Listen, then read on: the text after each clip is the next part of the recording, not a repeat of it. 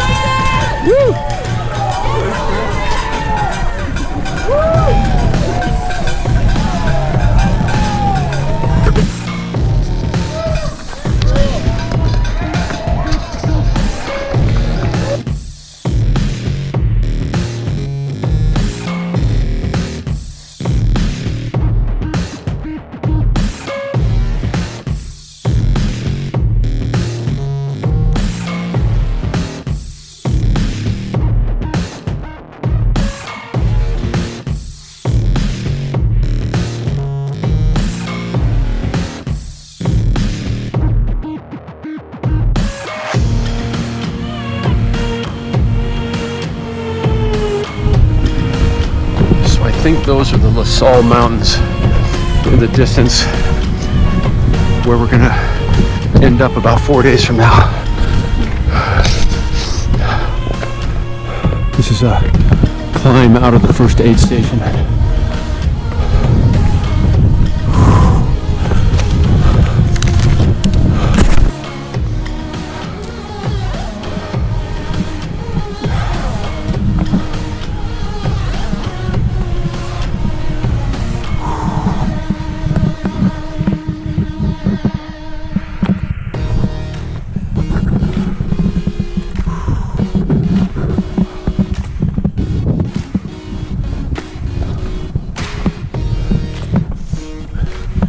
Predicted we're going to have some weather, and it looks like it might be rolling in over there. Okay, so this is coming down in the direction of a mesa back. We'll be coming down on some slick rock here in a minute.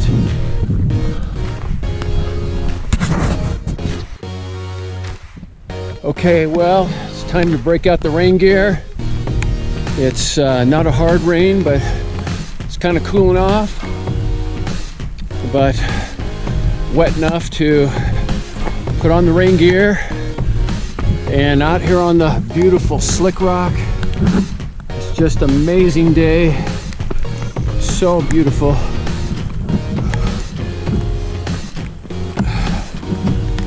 So far, even though all day inclement weather has been on the way, the conditions really have been just perfect. Not too cold, not too hot, just perfect. Now with this rain moving in, it is starting to get just a little bit cool. I think traditionally this part of the course is hot and dehydrating for people, but not today. Today it's nice and cool and even edging towards cold.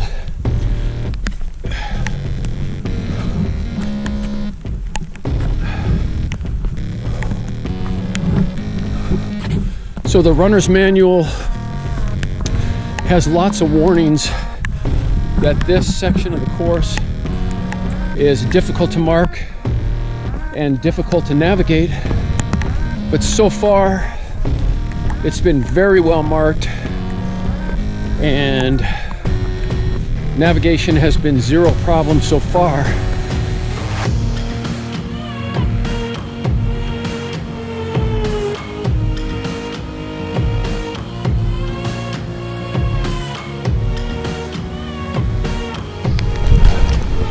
So this is a steep downhill section leading kind of close towards the mesa back aid station. It's slick rock. It's wet today, so that'll make it a little trickier than other years, but still the temperatures I think, are much more fortunate for us this year than, even though it's raining and, you know, all that part, the temperature, I think, is much more favorable than in other years.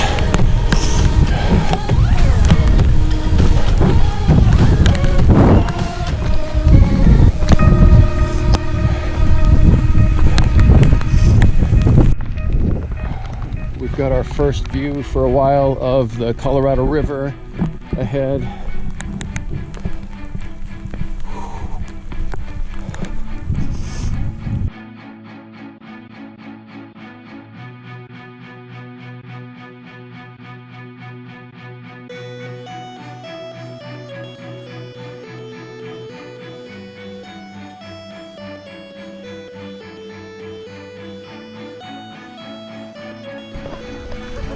So I'm coming into a mesa back, and here is my cheering section coming up right behind this car.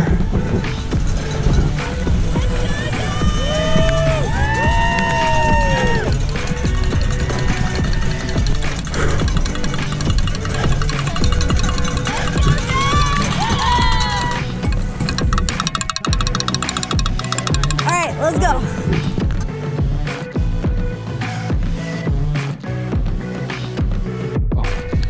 So I'm just coming out of the mesa back aid station, and so this is what the landscape looks like now. Pretty amazing.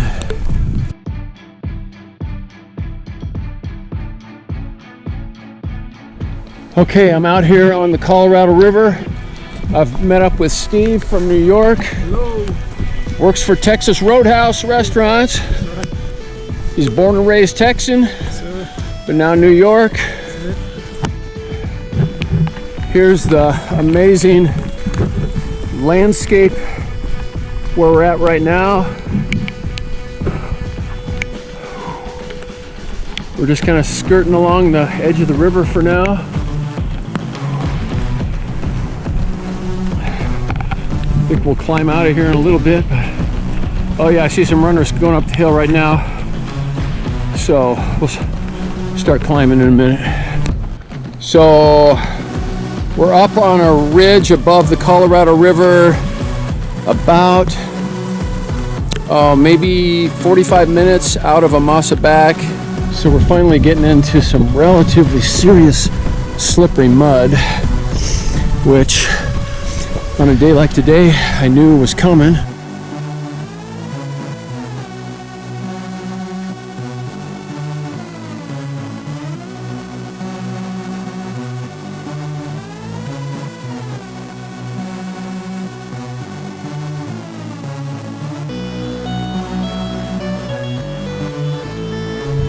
Okay, this is Jackson's Ladder.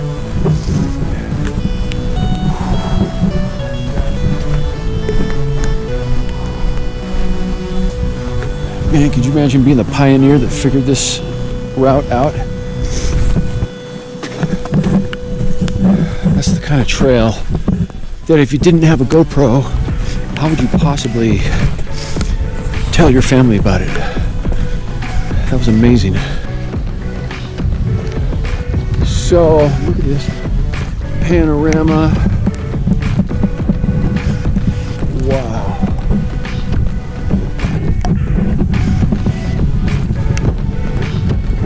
So I'm meeting a lot of badass people out here. So this gentleman here is John from Minnesota, and he has run 117 races of 100 miles or greater, if you can imagine that.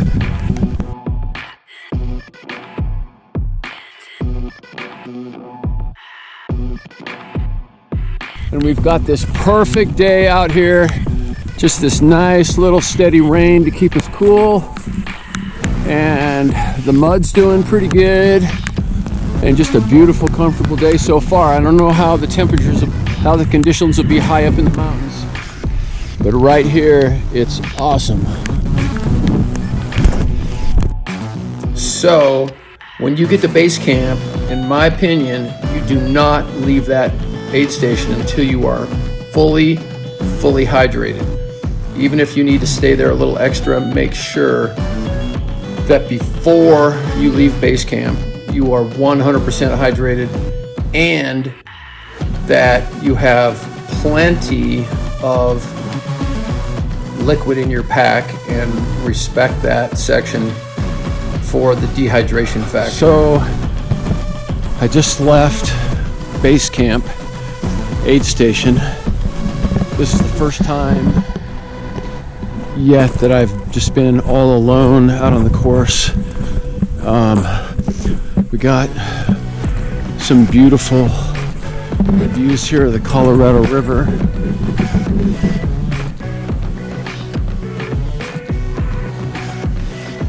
And I guess we'll be walking along the river for a few miles at least. Still just unbelievable general views. And then I've got about, I don't know, what is it, 20 or 24 miles to the next aid station. Again, we're just getting unbelievably great weather, in my opinion. It's been raining on us all day, but not a big deal.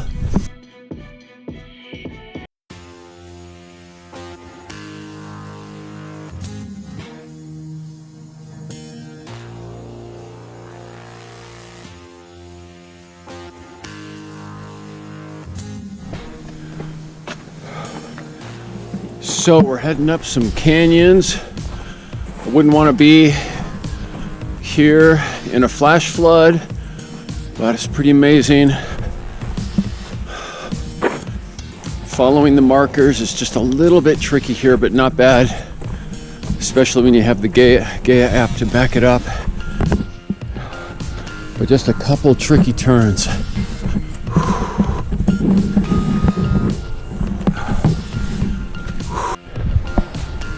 This view here reminds me of Simba and Mufasa looking over their kingdom.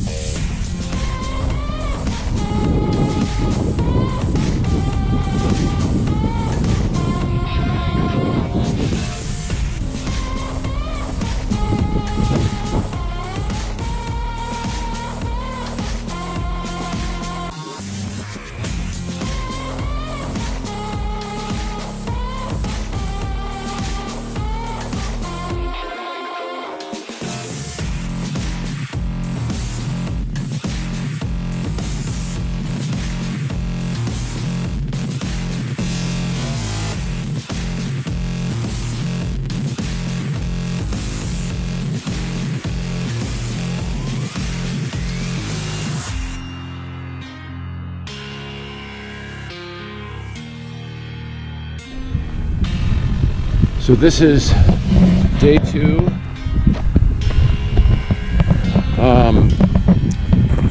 I'm partway between Indian Creek and the island, roughly mile 77 or so. It's another beautiful, cool day. We're lucking out with the weather. No rain today, but got cloud cover, cool wind. could end up being cold up in the mountains, but it's beautiful right now.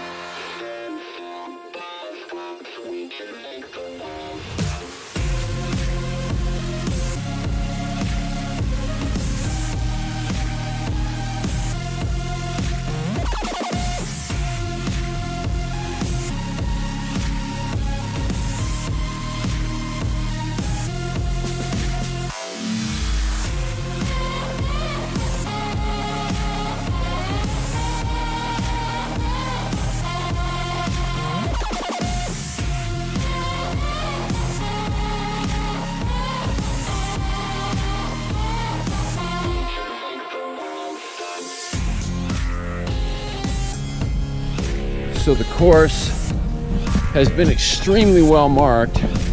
This is an example of a tricky corner where there's various ways to go, and they have it very well marked. Of all these little ways to possibly go out here, it'd be easy to get confused, but the markings have been very good throughout the whole course so far. I have felt completely confident the whole way of the route finding. Between the markers and the Gaia app, it's been excellent.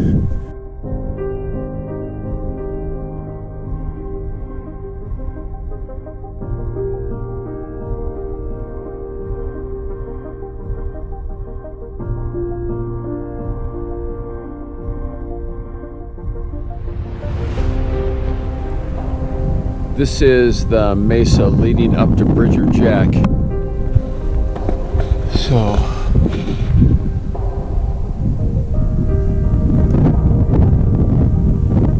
this is the trail that'll lead us up to Bridger Jack.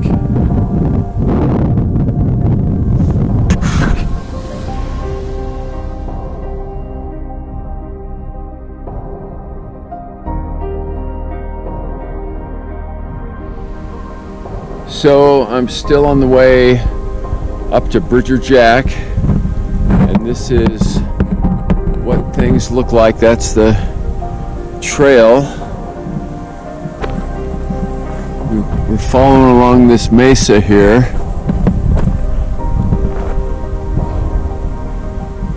Just amazing, amazing beauty.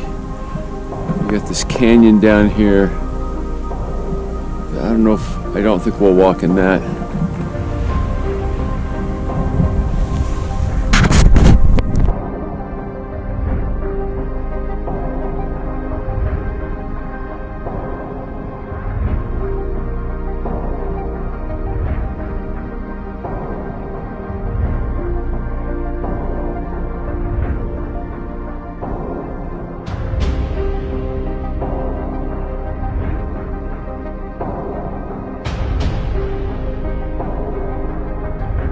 From my experience, the first time that the course really threw something physically intense at us was climbing Shea Mountain.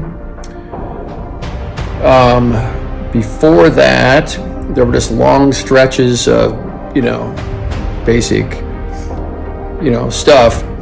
But Shea Mountain, to me at least, was a legitimately difficult section. It's very steep, it's straight up, you're walking on a lot of rocks, and just be ready for it. It's not, super big deal, but it's legitimately hard hiking. The other part about that section that you have to be psychologically prepared for is, for me at least, when I got to the top of Shea Mountain, I just felt like it was time for a break. It's time for a aid station. You know, an aid station should be right at the top of Shea Mountain, but no, you still have a lot of walking to do. I think it's only, as I recall, it's only like maybe 7 more miles or something, but it just seems psychologically like that you just have to be ready psychologically for that, you know, pretty significant walk after Shea Mountain. I'm a back of the pack kind of person, so the timing of my getting there was in the middle of the night. It was cold. It was not the right time to lay down for a nap or a rest or anything. I had to keep moving.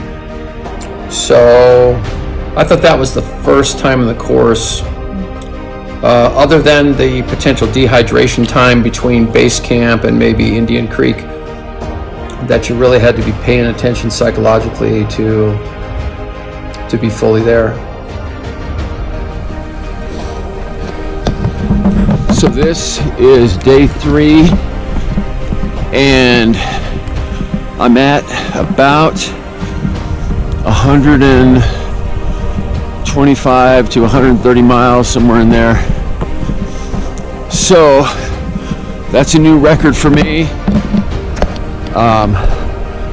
My previous longest thing was 100 miles. So now, with every mile, it's a new record for me. So that's kind of fun. I'm about halfway between Shea Mountain and Dry Valley, and this landscape is very different from yesterday. We're coming down from, I can't remember what Shea is like. It's over, I think it's over 8,000 feet, and it has pine trees.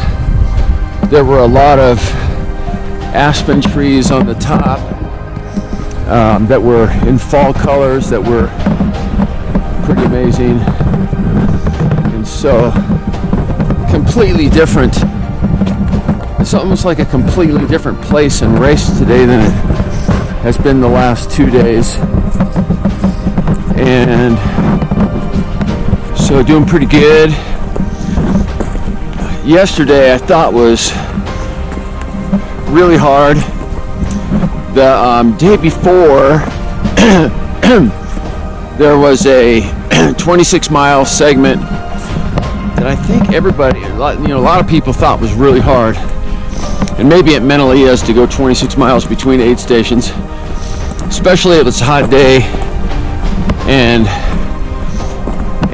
for people who don't plan well for their water needs. It's, I guess, a super dehydrator segment. But the thing, from my experience, the segment leading up to Shea Mountain, to me, was way harder. I thought it was a big deal. Part of it might have been my personal situation, that I was really sleep deprived, and that might have been part of it. But the mountain going up to Shea Mountain is just this very steep, very rocky, kind of like washes that you walk up, that I thought was hard. So that's been the hardest part so far. Today so far has been nice, cool temperatures, in the morning, blue sky. Mostly, we started running downhill from Shea Mountain, and now just this nice flat road in the woods that is pretty basic. It's beautiful, but it's not any big challenge like last night. I didn't get in until 5 or 6 in the morning. The morning the race started, somehow, this never happens to me, but I woke up at 1 o'clock in the morning, just couldn't get back to sleep.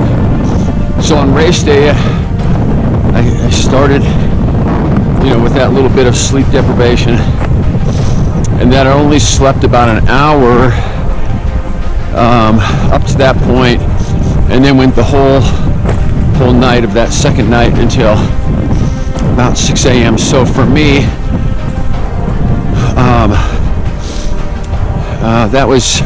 I was pretty tired physically, and from a sleep deprivation point of view, it's the first time I've ever consistently had the hallucinations that people talk about.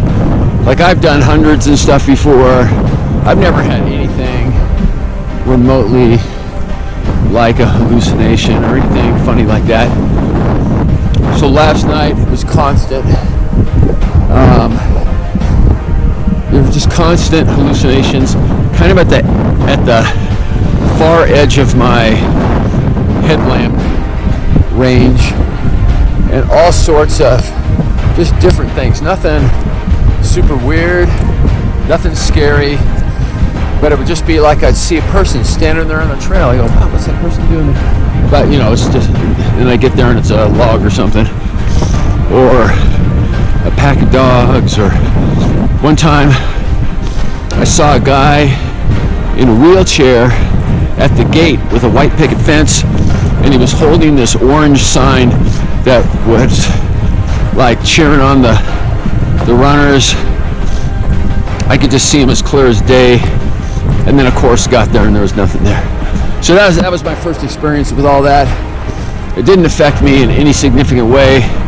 I noticed that when I would focus my attention mostly on the trail 5 to 10 feet in front of me, I had none of that. Like, yeah, it was only kind of at the far extension of my headlamp, but that was just a new experience for me. Then when I got into Shea Mountain, my family was there with our car and a mattress set up in the back of the car, and laid down, and I could only sleep an hour for some reason. Maybe my bladder woke me up. Maybe that was the deal. And now, woke up, just got breakfast, got on the trail. Here I am, and feeling pretty good.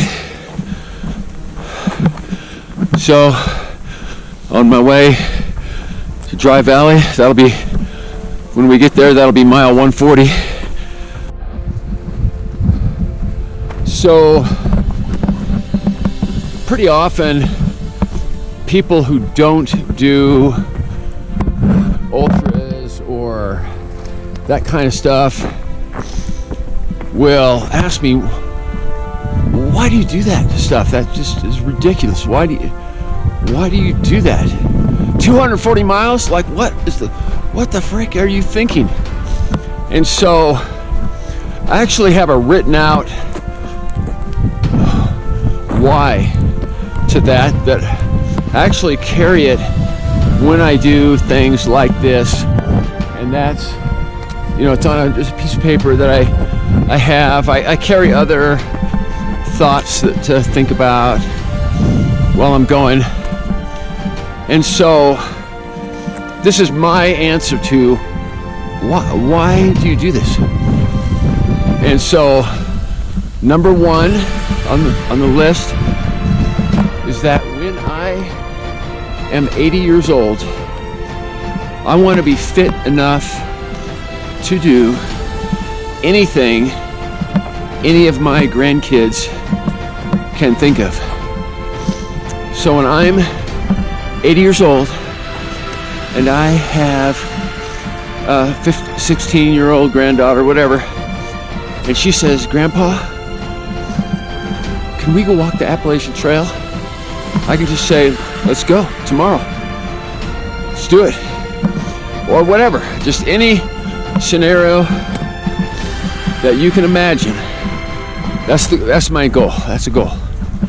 Okay, number two is that when I am 90, that I will be functionally 70.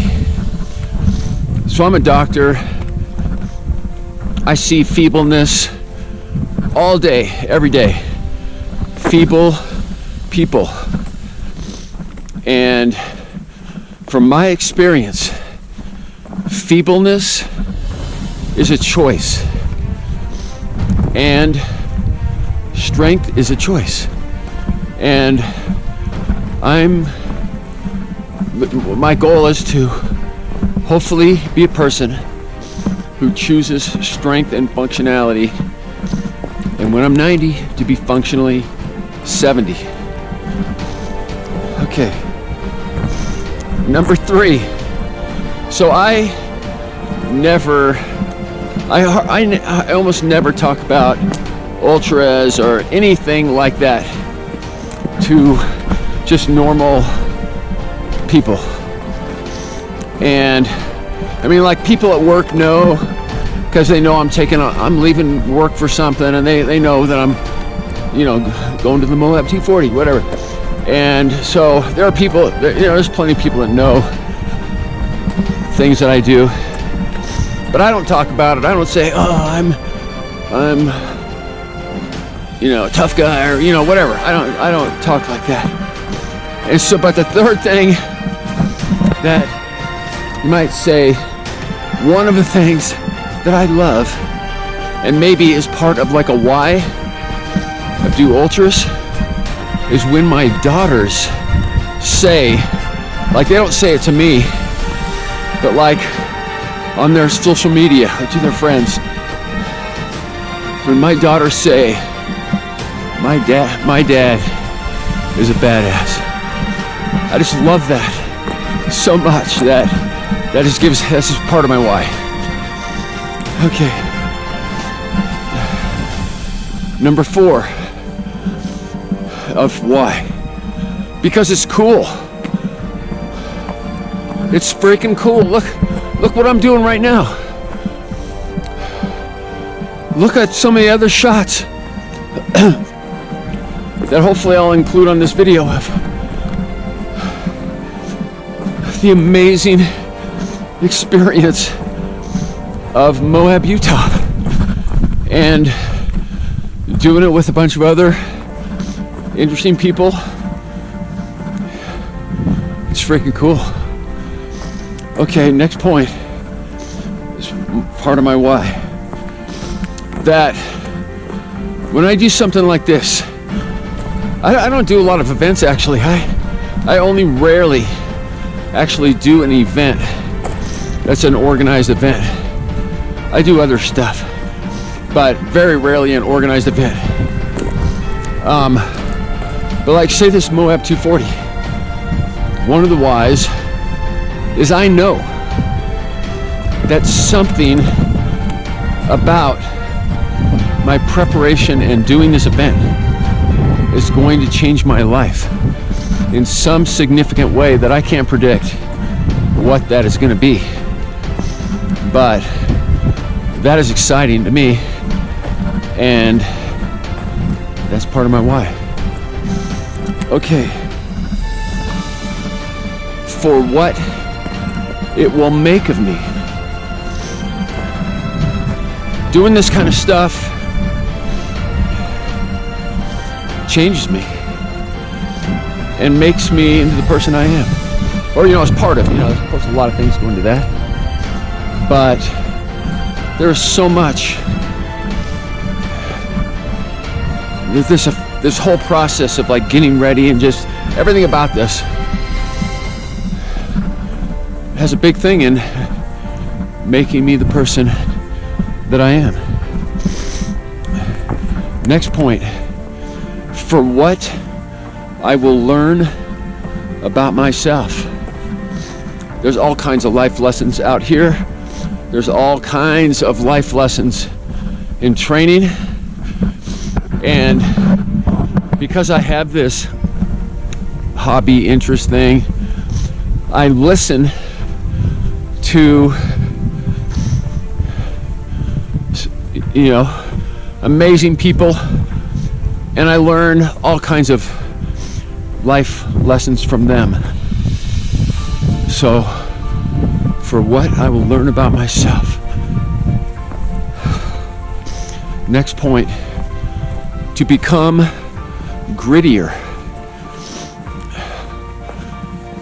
So, you know, one part of it is I become grittier as I learn to be disciplined, to be able to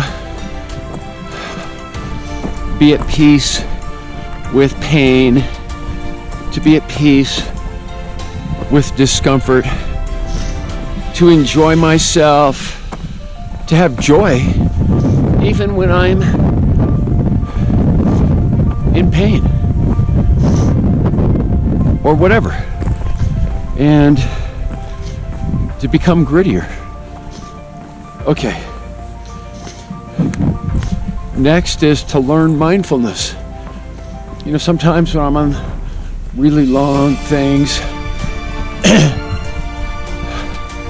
I will contributes to developing mindfulness.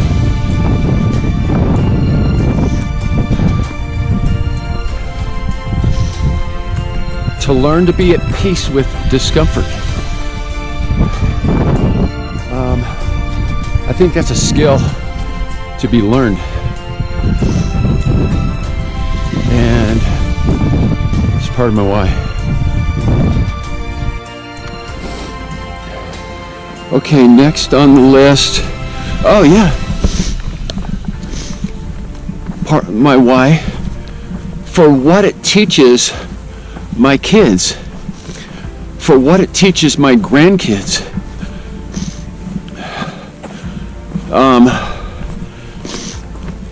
We don't talk that much about it. I don't talk to my daughters about how to do ultras or any of that kind of stuff. But they're all out here right now, and it rubs off on them in multiple ways. And hopefully my grandkids too. And that's a fun part of my why. Okay.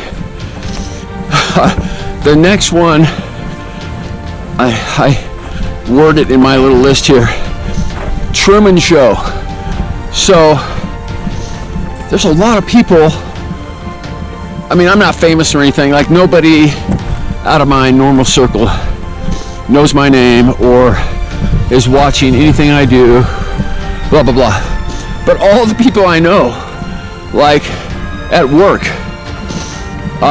my extended family, friends, whatever, there's a bunch of people that are watching, they're following the live tracker on the Moab 240 site, etc. And that is kind of a fun part of the why. It affects people, it rubs off on people. Sometimes it affects my patients.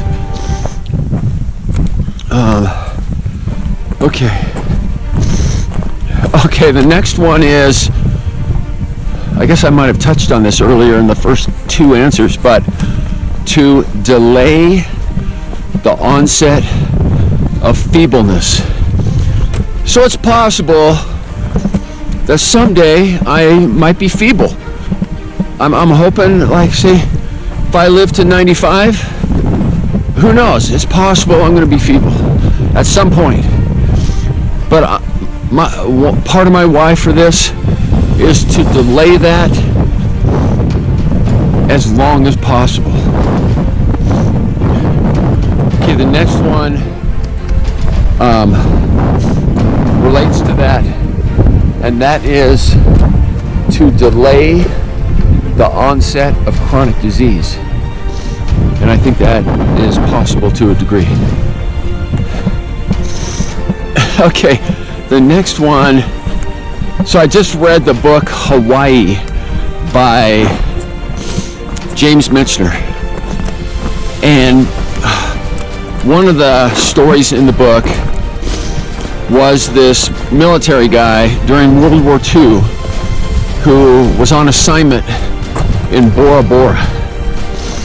And he had met this young girl, and they were on a beach and they were being very playful and all this kind of stuff. And just down the beach was this old, decrepit lady. It was all hunched over, just, you know, just an old, decrepit person.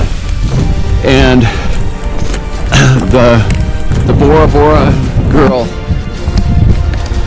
said,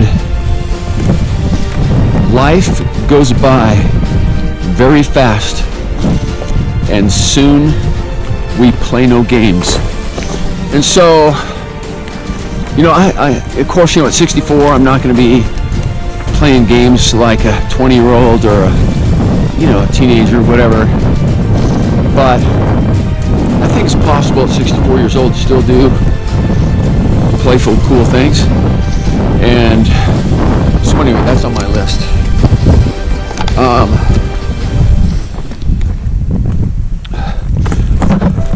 Okay, so there was this YouTube clip I saw years ago of this grandpa and grandma couple who were just ripping it up on the dance floor. They were jitterbugging, and the grandpa was throwing the grandma all around, all these twirls and dips and just all this crazy stuff. And they're like, 85 years old or something like that.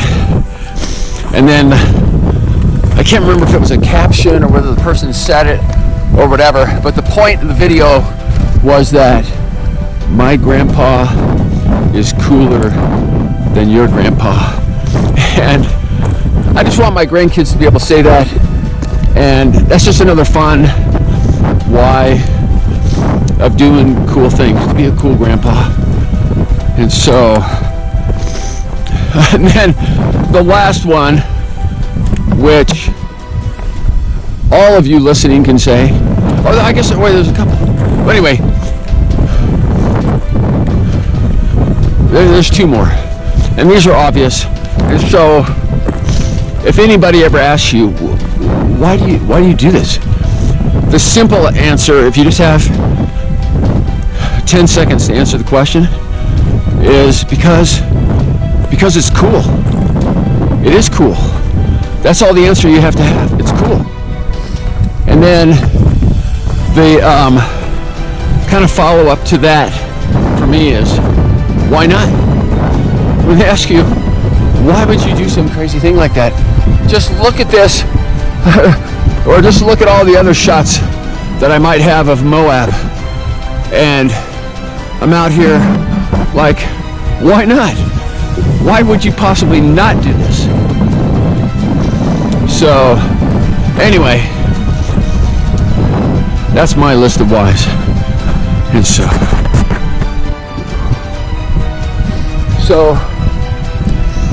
just like I was talking about before, with that I have like on paper written things like, why do I do this? That kind of stuff. Got it written down. So when I do a thing like this, I actually carry this whole thing of like papers that have thoughts that I might want to think about while I'm out here. Like I've gone the last 36 hours with not a single other person. Like the first day and a half or whatever, I spent every minute with other people talking and whatever, and now it's kind of spread out. I don't have any like friends or associates here or whatever that I know that would be a permanent bonding for the race. I just meet people. But anyway, I've gone the last like 36 hours with just complete solitude by myself, except for passing through the aid stations, or if somebody just if I just pass people momentarily or they pass me. And so one of the things I do, just when I feel like it, maybe I use it, maybe I don't use it at all, but I have it in case I feel like it, is a list of just thoughts, like say, like this, multiple papers. They're just folded up in a little baggie like this. Pull them out, And so you're not going to want me to read all of them to you, because for any of you who are ultra runners, a lot of them are just, you know, basic, you know, obvious ultra runner stuff, but I could just go through a few for the heck of it. So one on here is from an old Pixar film. I can't remember off the top of my head which film it was from, but it was a quote from one of those films that said, "A dream that you do not fight for can haunt you the rest of your life." And so that can apply to a lot of things, of course. So, you know, that might apply to, say I don't know, had something come up and I quit this Moab 240. Well, that might haunt me. Or, you know, you think your own life situations about when you quit something super important. Well, a dream that you do not fight for, it is possible that can haunt you the rest of your life. So, it's worth fighting for it. Okay. Another one. Whatever happens this day, you will remember for a long time.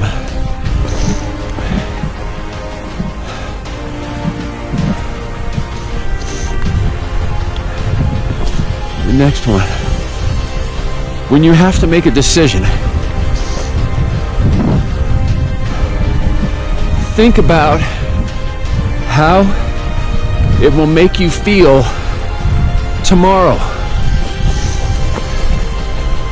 So applying to, you know, like a situation like this, if you drop out,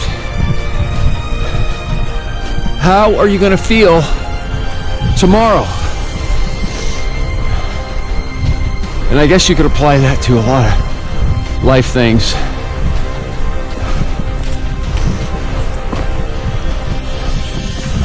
It's almost, you know, it's such a common story in ultra running where people think they're at the end of the rope, they quit, and then 2 hours later they're fine. It's like,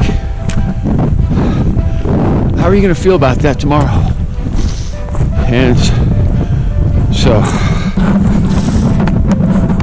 okay, here's one that was really helpful for me. I'd never heard this before, never heard it verbalized before, and so I got this from a guy named a Navy SEAL, ex-Navy SEAL dude, Chad Wright. And so, if you want, you know, more in-depth, you know, explanation of this, look, you know, there's many podcast interviews by this guy. So anyway, the quote that I have written here is, don't give voice to your pain. Like if you hurt, like say your knee hurts, how does that possibly help you to go tell people, oh, my knee hurts? That is not going to help you. Or like say you're going up the hill and you're verbalizing pain, but not with words, but you're going, or whatever. That does not help you. That is the first step to quitting. When you verbalize your pain, and this counts in a lot of things in life, but we're talking about ultras here, so when you verbalize your pain, you're right on the edge of quitting. Listen to Chad Wright on that. Let him explain it at length. Anyway, that's one of my thoughts. It's been helpful to me. I'm working on that, because even though I don't tend to, I don't try to be a whiner. I don't try to do that, but I do those simple verbalizations like, you know, whatever, when I'm straining. But why do I do that? Why do I need to do that? That does not help me. So anyway, go listen to Chad Wright. He's a pretty interesting guy. And he's an ultra runner. He's a retired Navy SEAL, but he's also an ultra runner. So he's got a lot of ultra running stories if you're interested in ultra running stories. Okay. You know, the obvious things like, you know, I'm not making these up. These are all quotes that I've, of course, stolen from other people, but I have them written down to ponder. You know, like, beware the chair. So it's so easy in a ultra, especially something like this, that you get to an aid station, it's freezing cold at night, whatever, it's dark, you're tired, just sit in front of that chair, sit in that chair in front of the fire or whatever. So easy to get sucked into that. And so it's just a little reminder for me to not do that. Manage the moment. So for me, I need to practice and really think about staying in the present moment, staying in a little bubble that's like, say, sometimes I visualize a sphere around myself that's maybe 5 feet in radius. I need to stay in that bubble and not worry about anything outside that bubble. How does it help me to worry about what the snow is going to be like 100 miles from now? That does not help me right now. So anyway, just manage the moment. Another thing that's good for, you know, anything in life. You know, it's a lot of these things I'm saying they're obvious. A lot of these things are so obvious, but I'm just telling you what I think about when I'm preparing for something like this or doing it. So the next one is to come up with kind of if-then scenarios.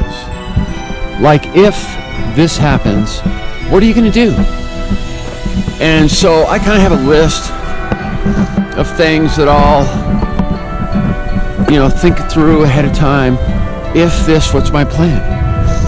And when I'm doing an ultra run too, I'll kind of say, okay, if such and such happens, what am I going to do about that?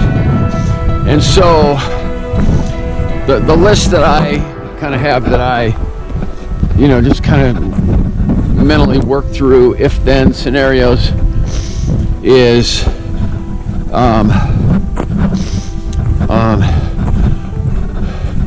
and I title this list "Prepare for Ultra Suffering." Just, you know, prepare ahead of time. You know, it's no surprise that there's going to be what you could call suffering. I guess suffering's kind of in, you know, in the eye of the beholder, but that's just what I title it. And so, tiredness. I mean, that's like the whole point of ultra running, is dealing with tiredness. You know, how are you going to deal with that? Nausea. You know, of course that happens. What's your plan for avoiding that in the first place and then dealing with it if it happens? Dehydration, again, how are you going to prevent that so you never have it? But if you do have it, what's your plan? Chafing. Hopefully you've done enough, you know, long things leading up to the present moment to know if you chafe and where you chafe and have a plan for that. It's like a totally preventable thing. Bowel upset, sleepiness. A lot of events that's not a problem, but in an event like this, it's gigantic. And that's actually a new thing for me. I've never done anything, you know, this, I'm going to be out here, I don't know, 100 hours, whatever. And the sleep deprivation is one of the big unknown things for me, is how am I going to handle and deal with sleep deprivation? And so anyway, that's just, you know, example of something I've had to give a fair amount of thought to, and I'm a complete rookie at that. And by the end of this, I'm gonna have a bunch of new ideas of that's how I do it next time. So anyway, that's one of them. Inability to fall asleep. That happened to me the first night. Even though somehow, this never happens to me, ever, but somehow the night of, you know, leading up to race morning, I woke up at 1 o'clock in the morning and I could not fall back to sleep. That never happens to me. So I started the race, you know, with a little bit of my sleep account debited. And then, so the first night, I had not touched one molecule of caffeine for a month leading up to this. So I was a little bit sleepy that night, that first night. So I did take some caffeine, but it was a little bit too close to the time I was meeting up with my family, which would have been the most convenient time to sleep, because, you know, it's kind of nice to be able to lay in the car instead of just instead of just having to sleep in the dirt. And so, sure enough, I blew it. I took that caffeine too close to meeting my family, and I could not really sleep, even though I had not slept for 36 hours. And then somehow, like last night, I managed that part really well. I did not touch any stimulants for hours before I knew I was getting up to Shea Mountain, and I knew that would be a great place to sleep. And yet I could only sleep an hour, and I'd been like 48 hours major deprived. So I got cut off in my list of if-thens, or, you know, just thinking through ultra suffering. All this stuff is very basic. You know, obviously anybody that has any experience ultra running, this is very basic, but it's just, you know, the obvious things to be thought through. Boredom, how you can deal with boredom. Like, I had the last 36 hours completely alone to myself, all through the dark of the night in the mountains, complete solitude. What's your plan? You're gonna think about things. You're gonna have a couple audiobooks loaded, music. Like, what's your thing? Just in case you get bored. It's easy for things to go sideways when you're bored. Then your mind, I don't know, just has more time to think about non-productive things. Think about your pain. All this stuff that you don't need to be dwelling on. So it's not a bad idea to have a plan for boredom. Being lost. To kind of have the thought, kind of, you know, spend some time thinking through that ahead of time. You know, you don't have to freak out if you're lost. Have a plan. And then then it won't be so anxiety provoking or frustrating. Some people just get so mad that they had to run extra or whatever. So think it through, and think through a productive way to handle it. Leg pains. Everybody's gonna get leg pains. Everybody. Okay, back to that list of just things to think through. Like pains. Like, say you get leg pain or foot pain. Well, everybody gets that. That's not like some unique experience. This is part of the experience. So this is something to plan for. Blisters. Everybody's got a different system on that. And in my opinion, there's nobody who's the unique expert of the universe on blisters. And if you ask 50 successful people that do really well with blisters, you're probably going to hear 20 different ways to prevent and handle that problem. So that needs some thought ahead of time. And don't just listen to one so-called expert person. You know, talk to a lot of people who do it differently and then experiment with that. The cold. How do you do with cold? That's been a lifelong problem for me. For some reason, there's something about my physiology that I'm a very cold sensitive person. That like if I go to a nighttime football game, if I'm not prepared, I'm mumbling, can't even think straight by the end of the game because of the freaking cold. So in ultras, I have to be really well prepared for cold. And on the other side of the coin, be prepared for heat. Figure that out. Be prepared for rain. Be prepared for wind. Here's one that probably a lot of people have to process. Comparison to others.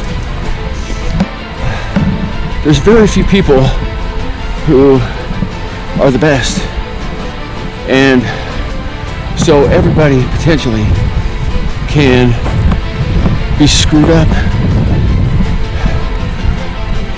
Comparing yourself to people who are better than you, and so you gotta come to peace with that. If you're gonna enjoy ultra running or a lot of things, you got to come to peace with that issue and not be a crazy person.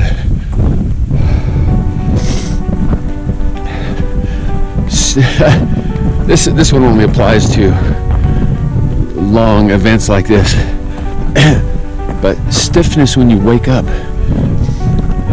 that it's possible to go to sleep and then wake up with all this stiffness and pain. You go, oh my gosh, that's hard to get up and going. That of course, after you kind of warm yourself back up, 20 minutes later, but you gotta not. It can't be a surprise. That cannot be a surprise that in an event like this, when you sleep, that it's possible to be a difficult period of time right when you wake up.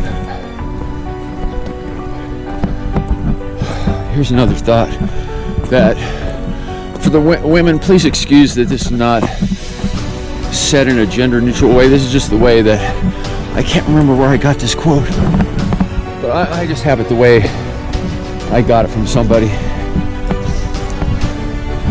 Without war, a man does not know if he is a coward or a hero.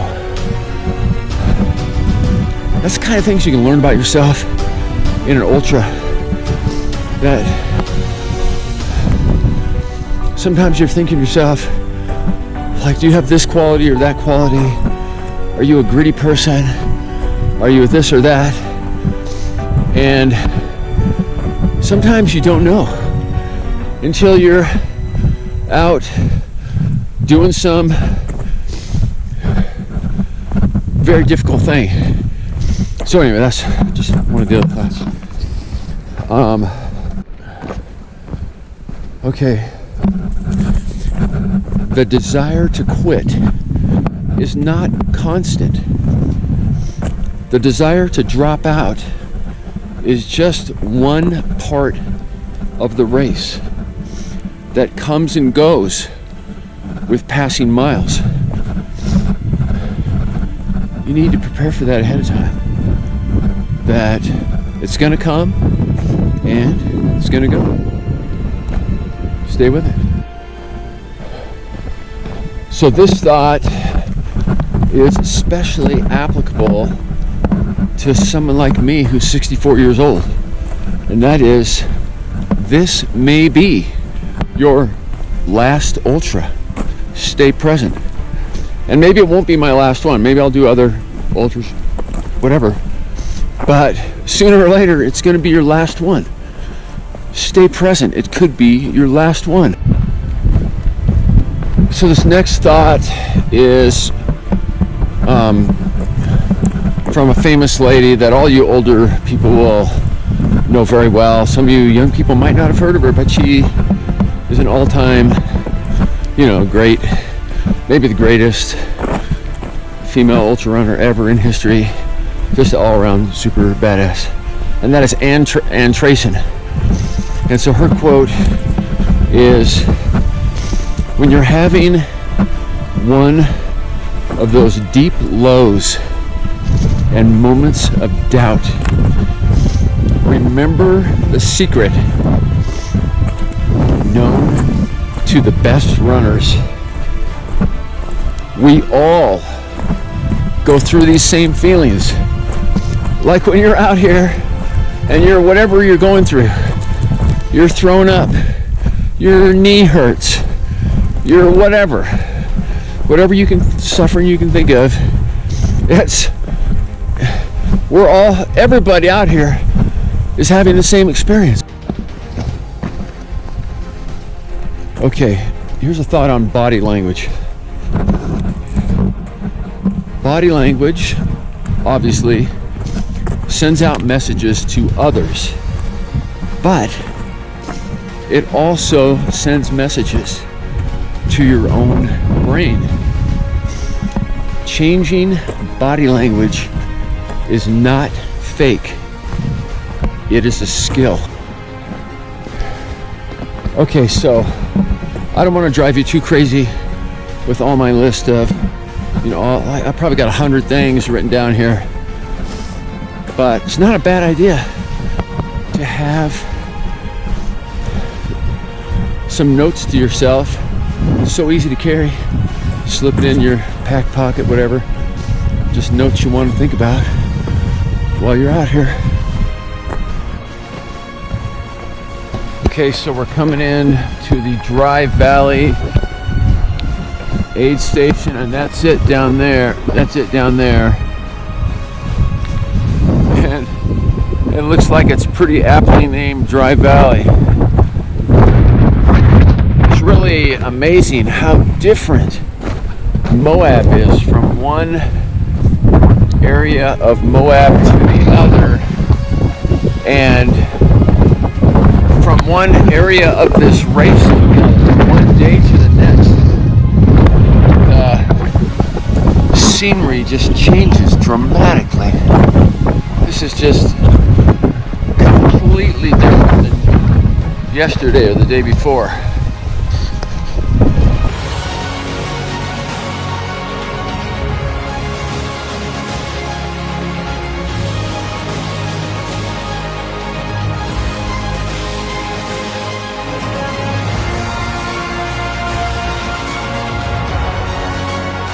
Tell me about your hallucinations.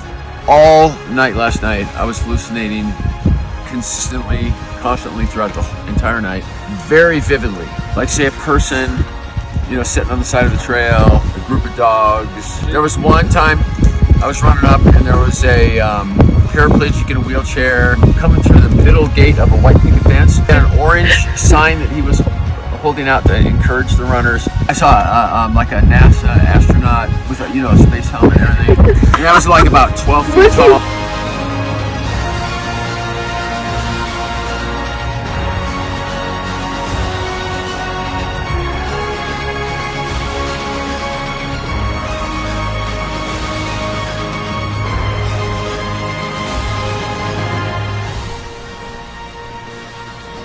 So this is the middle of the night, night 3. So I feel great, but earlier in the evening, as soon as the sun went down, I was just constantly and pretty significantly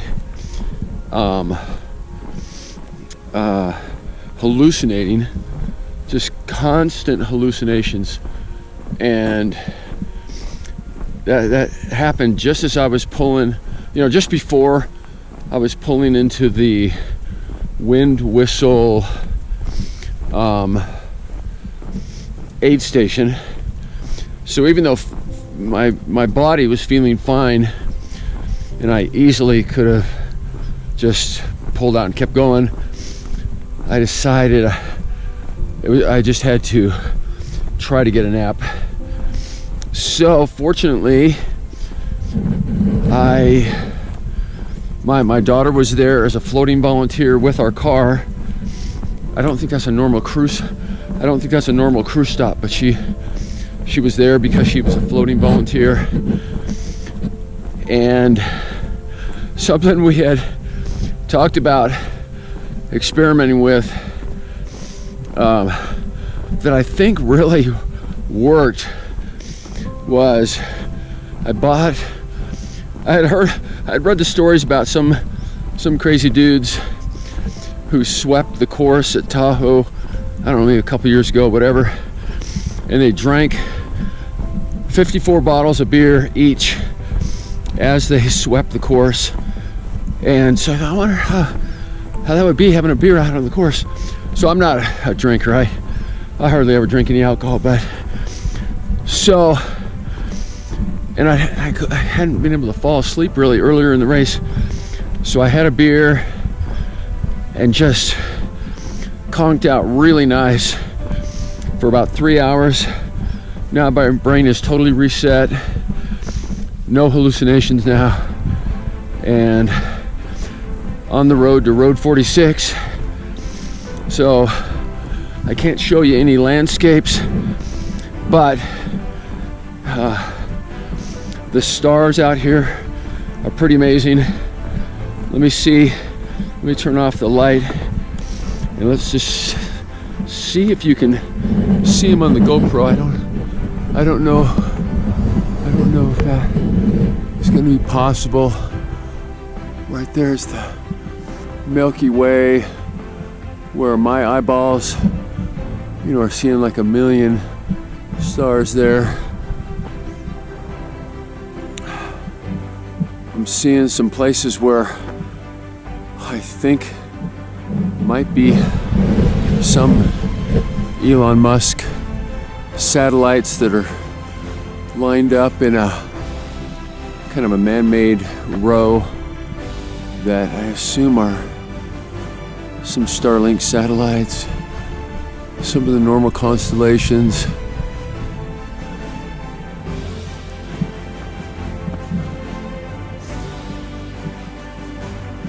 And so there's that, and it's off through the night for Road 46, and then I think not Porcupine, I guess after Road 46 is where the mountains start again, I believe. Right now we're just down in this flat, dry valley, but the landscape, even though we're just in this kind of dry desert valley, if it was daytime, I think there might not be much for me to see anyway if it was daytime. So I just get to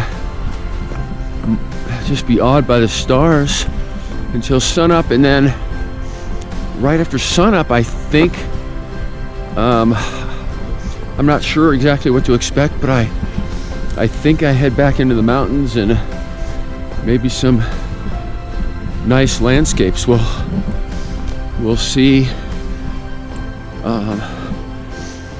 We'll see at daybreak. And that's all I have to report at the moment. No hallucinations now. normal as can be.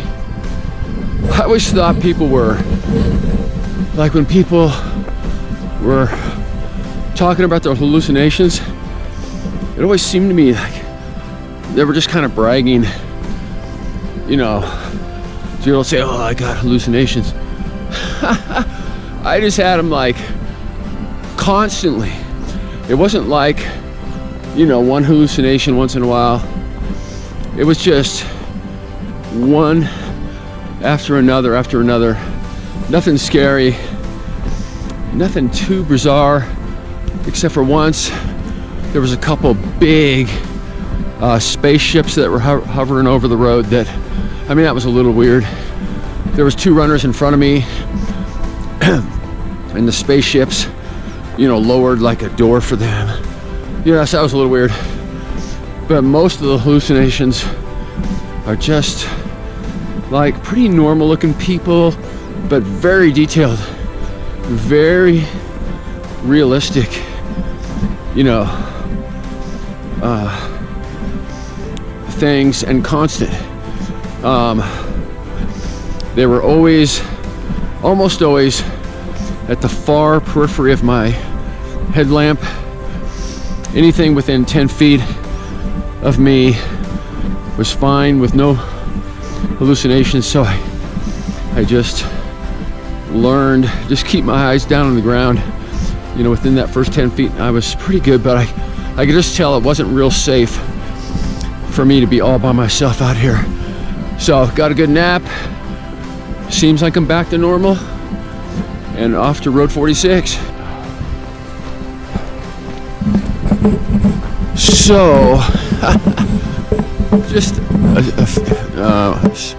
a very short while ago, I was going to make a comment that they did such an awesome job marking the course this year that it's impossible,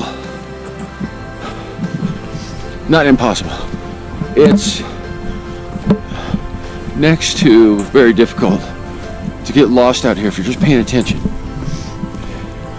And now, so I'm on, you're not gonna be able to see it because we're in a very dark, moonless night, but I'm on a road. It's, you know, like it's a nice, like, back road. It's there's nothing primitive about it. It's a nice road. And so I just got out the Gaia app just to kind of see how my progress was, see how far to go. And oh my gosh, let me see if you can see that.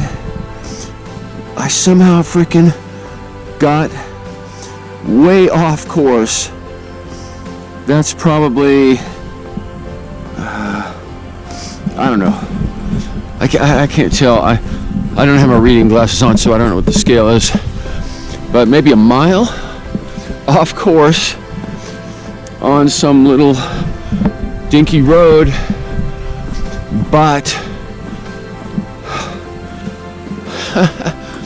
the Gaia app is just so amazing that, you know, I just turn around, I'll be back on course in 20 minutes or whatever.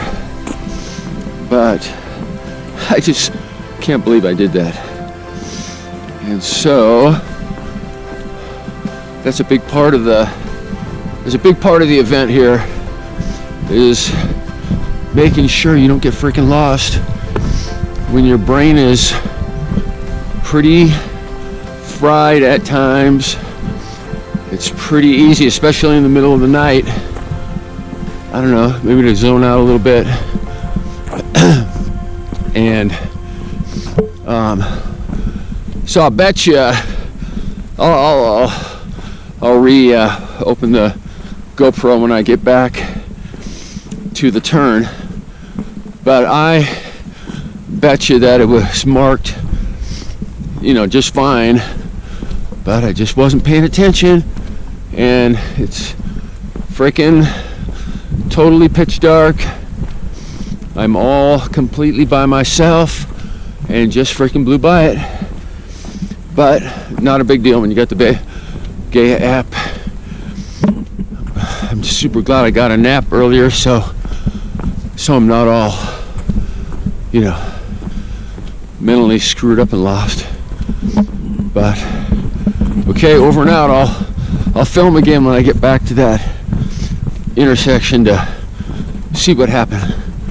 See if there were markers. Maybe somebody tampered.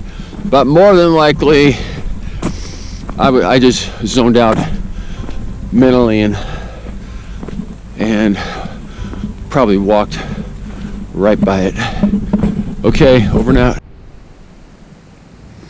So I think I'm back to the road that I was supposed to take, and I don't think, I mean, I wasn't paying attention to the Gaia app, so, you know, that was stupid. But I wasn't quite as stupid as I was thinking I was, because I do not see any markers here. This is the first time anything like this has come up on this course. So I'm going to turn the camera around here. So this is the little, let me power this up just a little bit. So this is the little road that I think I'm supposed to be on. I'm going to super confirm that. Or wait, maybe there's another little road.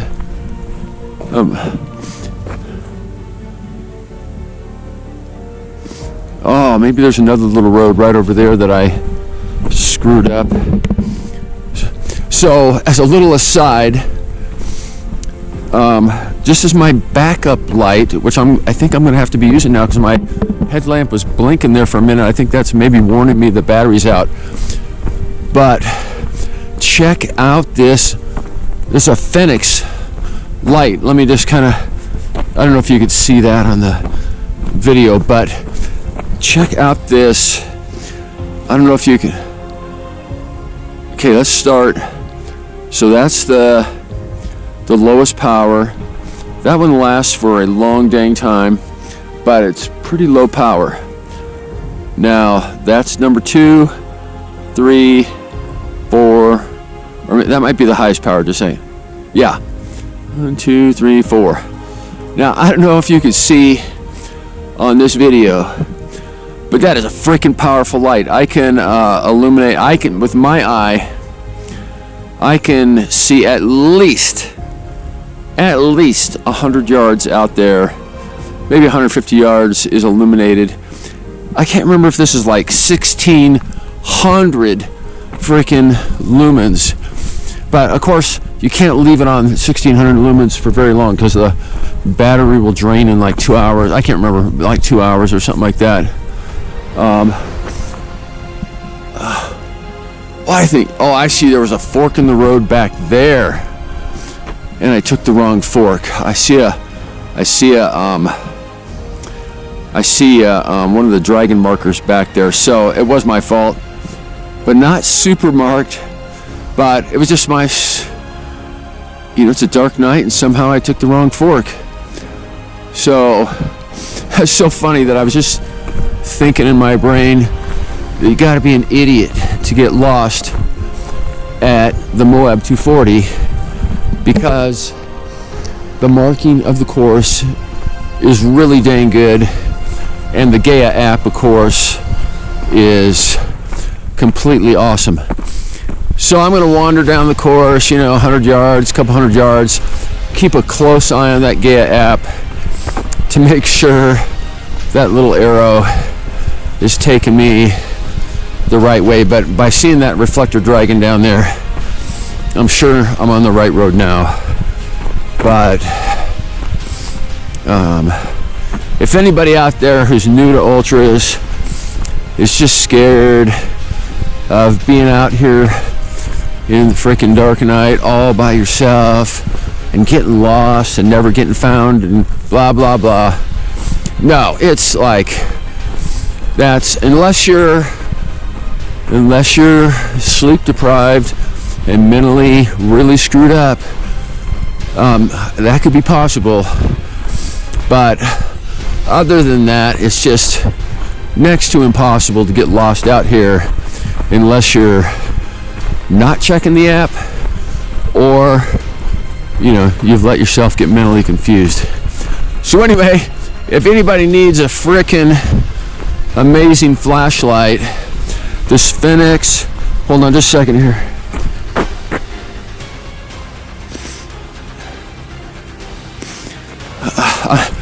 I'm having trouble reading the fine print, but it looks like this is an Phoenix LD40. So I don't think this is really thought of as a ultra runner flashlight. I think it's more like for hunters and, you know, people like that.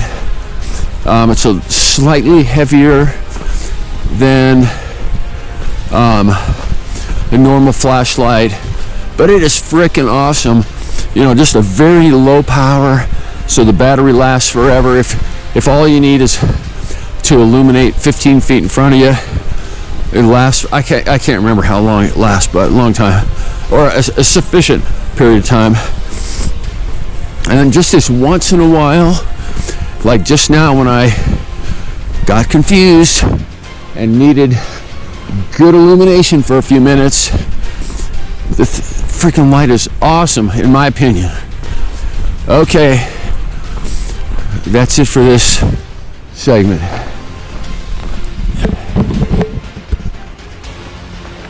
So, still out here in the middle of a very dark, moonless night.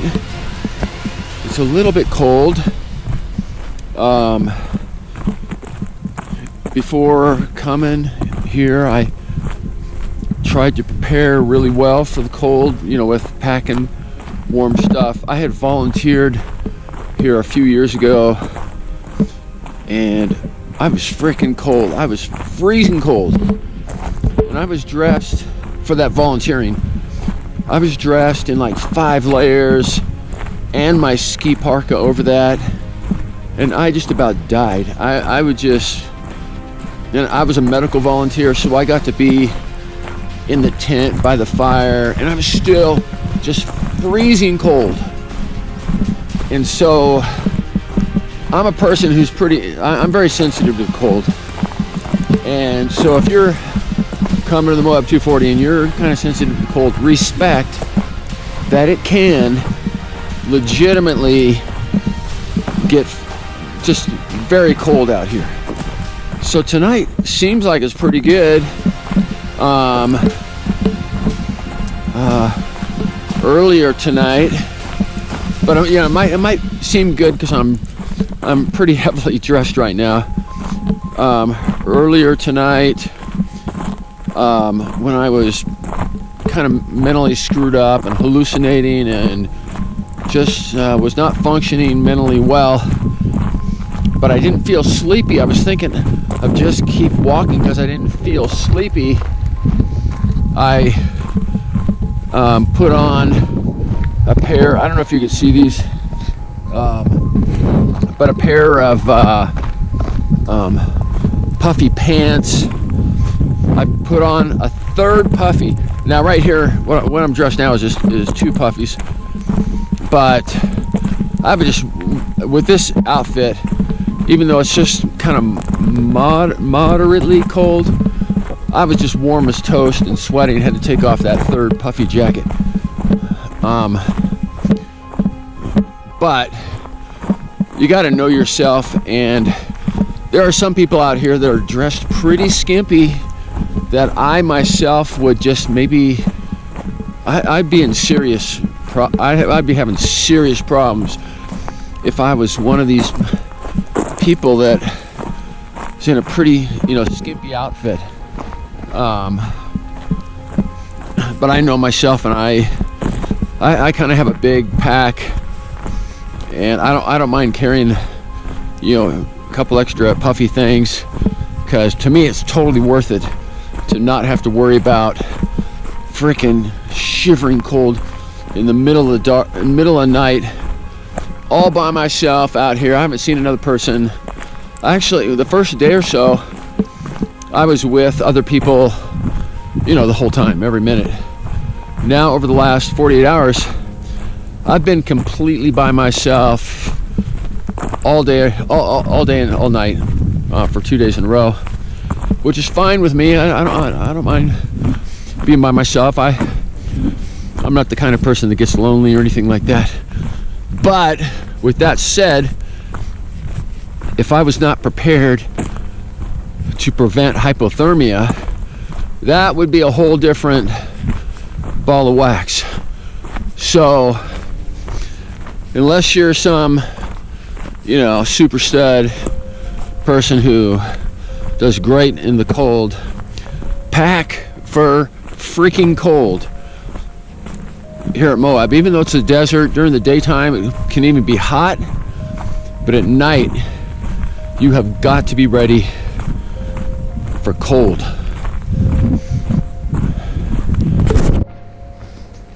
So I analyzed further that the clips about my, I can't call it getting lost because I obviously wasn't lost, but just going off course. And so what had happened is, so first of all, it's a very dark night. There's no moon. It's legitimately dark. Okay. The road we're walking on tonight is a dirt road, but it's pretty wide. It's, you know, it's a full, you know, 2-lane dirt road. And so I was at the extreme left edge of the dirt road, and so we came to a fork, and the proper way to go was to the right, but I was on the extreme left shoulder or left edge, and so as I'm walking, I have my headlamp on the medium setting to make sure that it lasts through the whole night. And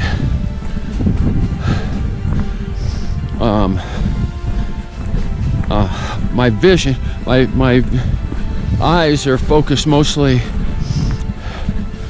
just like 5 feet in front of me, so I can try not to kick too many rocks. I've probably kicked 100 rocks so far. Both of my big toes are a little bit traumatized. So I was, you know, I'm trying to keep an eye on that. So I have my light beam, you know, down kind of close to me, and so I didn't even see that fork to the right, which was a big road, but it was just dark. I'm looking down. I'm all the way to the far left of that road, and there was indeed a dragon there. Oops, I just went off the road. When I went back, there was indeed a dragon there, but since it was all the way, you know, like, you know, 30, 40, at least 30 feet, you know, off to the side of where I was, and my light beam is just kind of pointing down, you know, like 5 or 8 feet in front of me. I just didn't see it. And in the daytime would have been super easy. You know, of course I would have seen a fork in the road. Of course I would have paid attention, but I didn't even see, even though it was a big 2-lane road that went off, I didn't even see it. And so that's how my off-course experience happened. I don't know what I would have done differently. I checked the Gaia app pretty frequently. I caught the mistake in about 20 minutes. So I did an extra couple miles.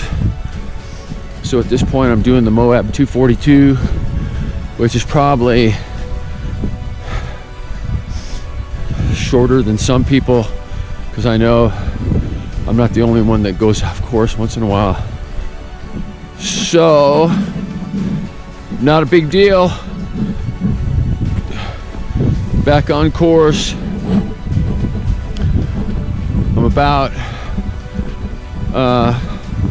20 or 30 minutes from Road 46.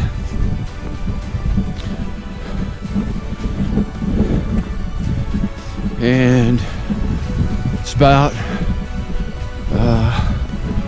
I don't know, like 4:30 or 5 in the morning. That's a tough time for me. I think that's a tough time for everybody, but almost to that aid station. Okay, so down there is mile 46, and up here is we're just starting to climb into the foothills that'll lead us up toward the La Salle Mountains. We've got 17 miles to go to, what is it, Pole Line aid station, which is kind of at the base of the mountains, and all that flat desert looking area is what we came across through the night. And it's about like mile 170 or so right here. So, all right. So this is what the trail looks like now as we head up, you know, as we start our climb into the mountains. And kind of a little change of, quite a change in trees already just in the last 20 minutes from the desert kind of shrubs that we were in all night last night that we couldn't really see, but that's what it was. The timing of people like me and people around me, I think, is pretty good, because we went through what I think is to my point of view, the least attractive landscape yesterday afternoon, then all through the night. And I finished that section like at 5:08, maybe 5:30, something like that. And then there was the mile 46 aid station. And then by the time I had breakfast, the first dawn was starting to light up the horizon. And so that was nice to set out into the light. Now the sun is fully up for the morning. Whole new energy level for everybody. And I can't remember how many feet we gain over this next 17 miles as we go to Pole Line. And then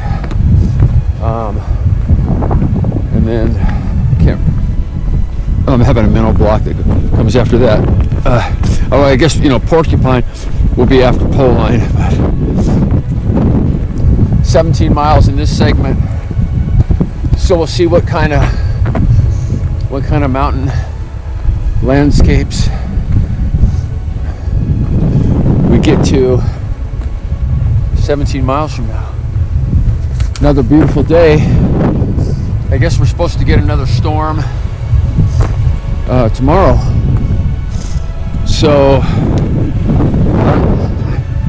I saw the weather report 4 days ago before we started, and I think it was saying like rain in the lower elevations and snow in the upper elevations, but I I don't know any other details and haven't heard any updates, so we'll see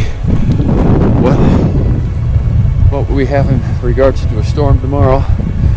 But today, so far, as you can see, we just have a beautiful day. We have a little breeze, but it's just as beautiful as I think is possible. And we'll see how the day goes. So,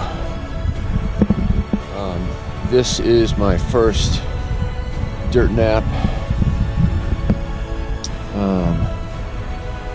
Up till this point, I've been pretty lucky with whenever I've had to have a nap, I've had my family's car there because they're, meeting me at every aid station where crew is allowed.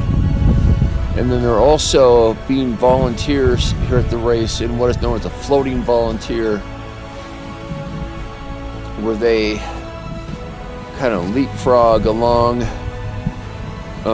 with me, kind of corresponding to my progress to aid stations that needed more volunteers.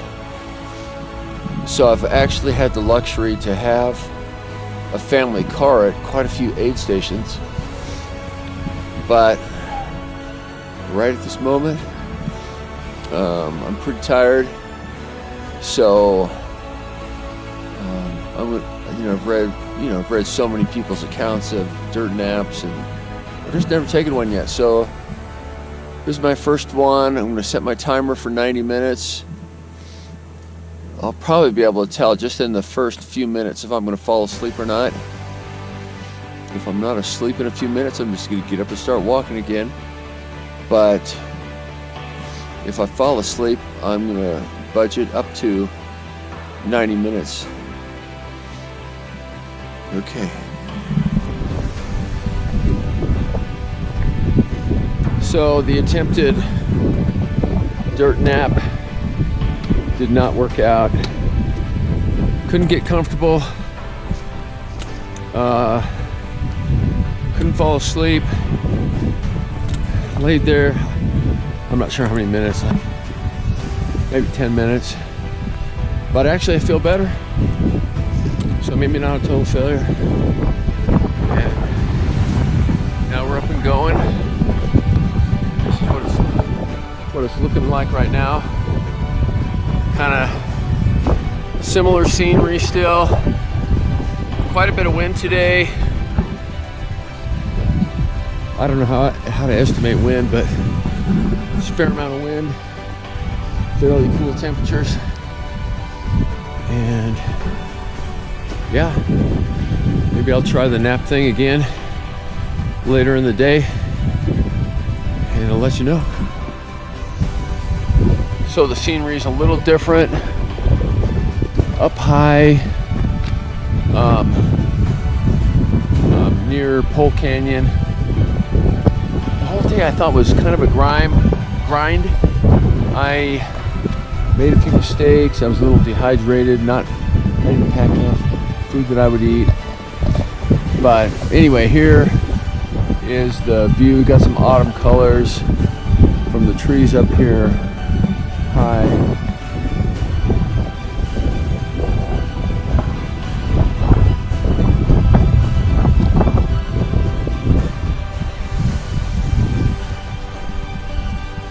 From Horse Creek to Porcupine Rim is a relatively easy stretch. It's on highway.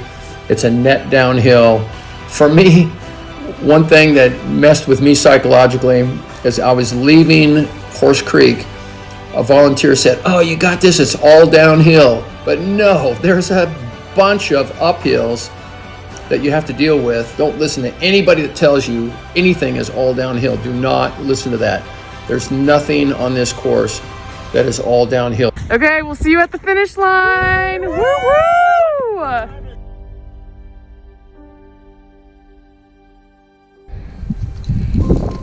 Well, we're on the final segment of the Moab. 240 2021. I thought we were just going to get this snow in the high country, but we're on the Porcupine Trail just above Moab, and as you can see, it's pretty active all the way down here.